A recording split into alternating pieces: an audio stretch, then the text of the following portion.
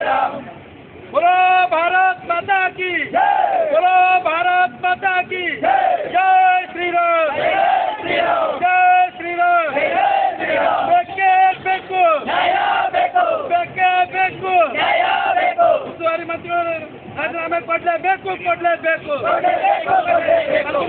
ರಾಜೀನಾಮೆ ಕೊಡಲೇಬೇಕು ಸರ್ಕಾರಂತೆ ಸರ್ಕಾರ ಕನ್ನಡ ಕಲಬುರಗಿ ಸಮಸ್ತ ಹಿಂದೂಪರ ಸಂಘಟನೆ ನೇತೃತ್ವದಲ್ಲಿ ಒಂದು ಹೋರಾಟ ಮಾಡ್ತಾ ಇದ್ದೀವಿ. ಯಾಕಪ್ಪ ಈ ಹೋರಾಟ ಅಂದರೆ ಅಂಧಶ್ರೀಗಳಿಗೆ ಈಗಾಗಲೇ ಜೀವದ ಭಯ ಇದ್ದು ಈಗಾಗಲೇ ಅನೇಕ ಹೀಗೆ ಇಶ್ಯೂ ಅಂತಲ್ಲ, ಈ ಮೊನ್ನೆ ಆದಂಥ ಒಂದು ಬೀದರ್ನ ಸಚಿನ್ ಎಂಬ ಹುಡುಗ ಏನು ತನ್ನ ಡೆತ್ ನೋಟ್ನಲ್ಲಿ ಬರೆದಿಟ್ಟಂಥ ಏನೋ ಒಂದು ಬರದಲ್ಲಿ ಅಂಧಶ್ರೀಗಳಿಗೂ ಕೂಡ ಹತ್ಯೆ ಮಾಡುವ ಒಂದು ಸ್ಕೆಚ್ ರೂಪಿಸಿದ್ದಾರೆ. ಅದು ಇಲ್ಲಿ ಇರುವಂತರಲ್ಲ, ಈಗಾಗಲೇ ರಾಜ್ಯಾದ್ಯಂತ ಎಲ್ಲ ಹಿಂದೂ ಹೋರಾಟಗಾರರಿಗೆ ಜೀವದ ಭಯ ಇದ್ದೇ ಇದೆ.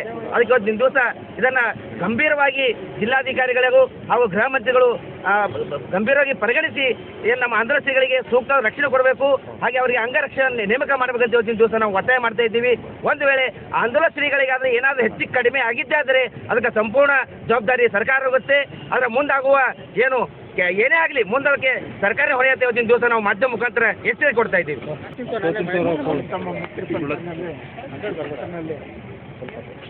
ಆಂದೋಳ ಶ್ರೀ ಮತ್ತು ಇನ್ನೊಬ್ಬ ನಮ್ಮ ಸಮಾಜ ಮುಖಂಡರ ಹೆಸರನ್ನು ಪ್ರಸ್ತಾಪಿಸಿದ್ದಾರೆ. ಅವರಿಗೆ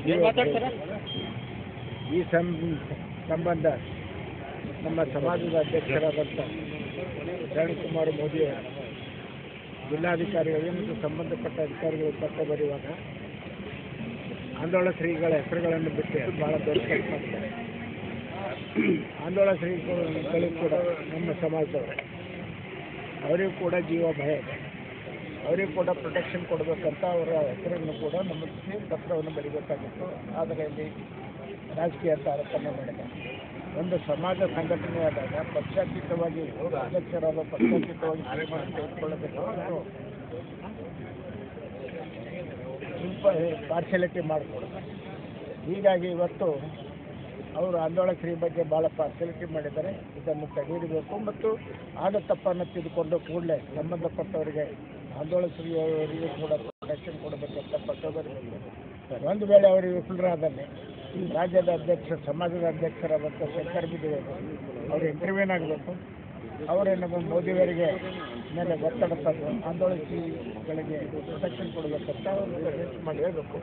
ಒಂದು ವೇಳೆ ವಿಫಲರಾದಲ್ಲಿ ಅವರನ್ನು ಪದಚ್ಯುತಗೊಳಿಸೋದು ಭಾಳ ಸೂಕ್ತ ಅಂತ ನನ್ನ